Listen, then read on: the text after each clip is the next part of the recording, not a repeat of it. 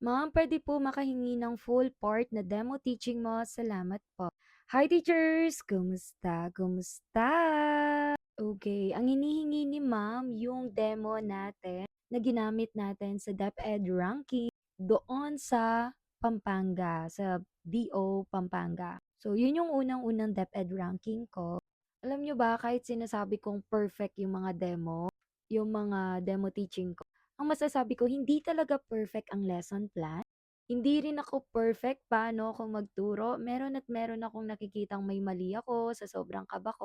Pero ang masasabi ko lang talaga sa inyo, dapat malakas yung loob nyo, hindi kayo nahihiya, may tiwala kayo sa sarili ninyo, na ituturo nyo ng tama ano dapat nyong ituro, magagawa o makakamit or ma-achieve nyo talaga yung objective na linagay ninyo. Makikita yung mga strategies kung paano ka magturo at paano mas madaling maiintindihan ng bata. Yun yung pinakamahalaga.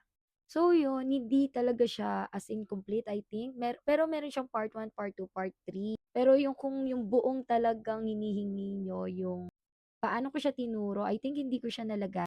Kasi yung iba naka-speed. Pero ito i-share ko po sa inyo.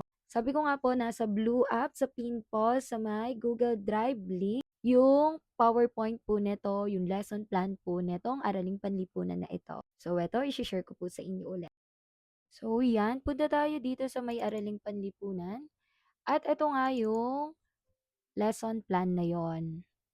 So, nandito na yung mga layunin or mga objectives. At syempre, ito kasi, general to at ito yung pinaka-specific na objective mo. So, ano ba yung lesson na yon? Ano yung topic na yon? Mga paglilingkod o serbisyo ng mga kasapi ng komunidad. Napakadali ng topic na ito.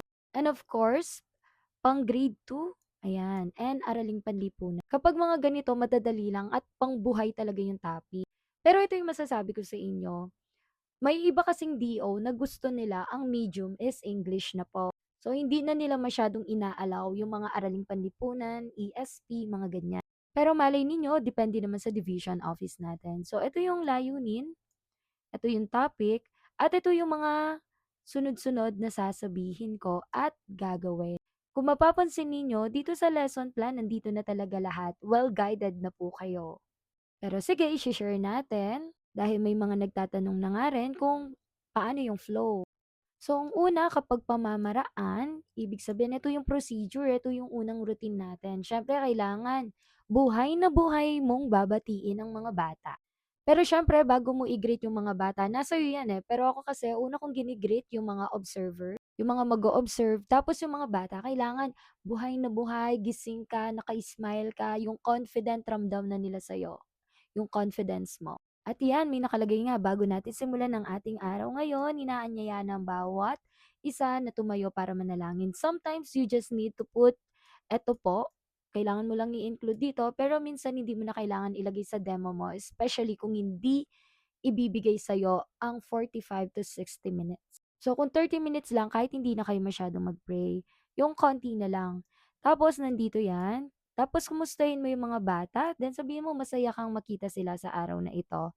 Then, tanong mo yung attendance. Again, hindi mo na ito sasabihin lahat kung hindi talaga 45 to 60 minutes po, no? So, depende.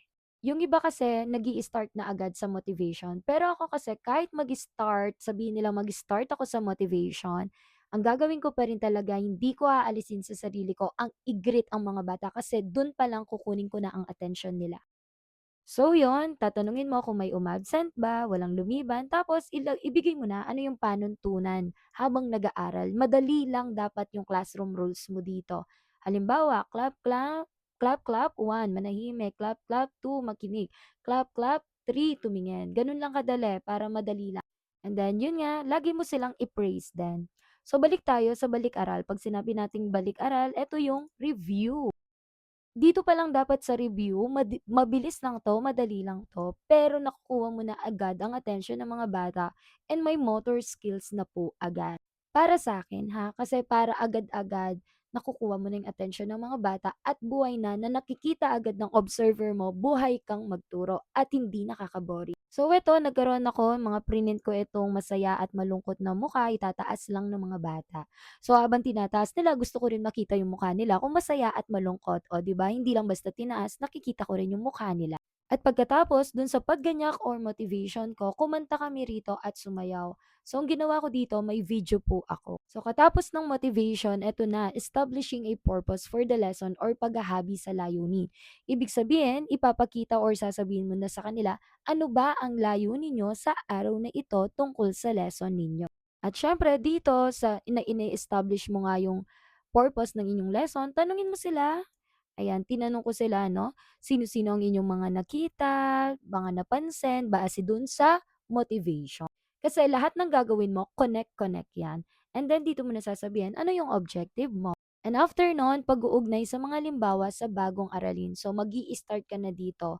Sasabihin mo ano ang komunidad, sino ang mga bumubuo rito. Ayan, sino-sino mga tumutugon sa mga pangangailangan ng komunidad. Eto na, nag-i-start na yung lesson mo. So ito na, mga tumutugon sa pangangailangan ng komunidad, meron tayong mga magsasaka, mangingisda, karpintero. So habang inaano mo yan, tanungin mo sila, ano yung nasa picture, kilala nyo ba, nakakita na ba kayo ng ganito, ano yung ginagawa nila. Kapag nagde-demo kayo or kahit sa pagtuturo natin, hindi mo pwedeng laging spoon feeding. Kailangan alamin mo ano yung prior knowledge ng bata at yung makaka-relate sila, and especially dapat contextualization tayo. Ano yung contextualization? Yung makaka-relate yung bata. Sabi ko nga sa inyo, dapat magkaroon kayo ng communication, ng connection ng bata para maging buhay ang pagtuturo, ang pag-aaral ng bawat isa. So yan, ipakita mo yung picture, anong ginagawa nila. Ayan. So wag nyo lang hahayaang sobrang humaba ang lesson ninyo kasi tandaan ninyo, may oras lang tayo. So yun, na-explain mo na, naipakilala mo na, natanong mo na sino-sino yung mga nagbigay ng serbisyo. Next, punta tayo dun sa pagtatalakay ng bagong konsepto at paglalahad ng bagong kasanayan. Ibig sabihin dito, titignan mo na kung ano yung mga natutunan nila. Discussing new concept and practicing new skills. Panibago naman ito. Ibig sabihin dito, pwede ka rin maglagay ng mga activity based doon sa tinuro ninyo. So ako nagkaroon ng perfect in one word and one word. At dito nga, panibago naman. Sino naman yung nangangalaga naman sa mga kalusugan? Kung kanina sa mga komunidad, 'di ba? Ito yung unang skills or lesson or topic, yung mga pangangailangan. Dito naman, ang tinuro ko naman, pangangalaga. Ayan. Actually, sa totoo lang, medyo broad pa nga ito eh. Dapat kahit isa lang na tumutugon sa mga pangangailangan ng komunidad. Tapos dinagdag ko na nga itong pangangalaga sa kalusugan. So, depende naman kasi sa inyo yan kung kaya ninyong matapos at sa tingin ninyo kaya ng mga bata. At ako naman ginawa ko na to kasi kaya naman ng mga bata. Kasi lalo na sa community natin, familiar na ang mga bata.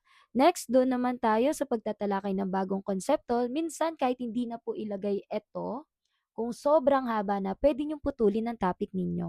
Pero again, depende yan sa DO kung bibigyan nila kayo ng mismong topic o kayo ang pipili. So ito naman sa konsepto ko, mga tumutugon sa kaligtasan ng komunidad. Pero alam niyo ba kung ako yung tatanungin ninyo na ngayon na nagtuturo na ako as a permanent teacher, para sa akin medyo broad na nga ito, ang dami ko ng pinakilala sa mga bata, no? Pero yon, pwede nyo naman bawasan yon. Pwede nyo itong bawasan. So ito naman, mga tumutugon sa kaligtasan ng kalusugan. And after nun, developing mastery na. So itong developing mastery na ito, yung paglinang sa kabihasaan. Ibig sabihin, ito na yung by group. I-apply na ng mga bata kung ano yung mga natutunan nila. So lagi nyo tandaan, pwede po tayong differentiated instruction. Ibig sabihin, iba't ibang uri ng activity or based sa kanilang kakayahan, based depende sa bawat grupo. So, yan. At laging tatandaan sa bawat activity, kailangan lagi kayong may rubric at napapaliwanag ninyo. At next naman po, magkakaroon tayo ng paglalapat ng aralin. Paano nila ma-apply ito sa kanilang araw-araw na pamumuhay? Tapos, generalization tayo. Pagkatapos, evaluation. At yun, tapos na. 'Di ba? And for the last, kailangan ilagay rin natin nito yung mga karagdagang gawain at remediation. Para saan to? Para dun sa mga bata na hindi ganun nakuha ang lesson. Or kaya pwede din pong gawin nito bilang assignment or takdang aralin. At yun po, huwag kakalimutang magpasalamat. At huwag niyong ipahalata kung nagkakamali kayo. Go, go lang. Kaya niyo yan. God bless po.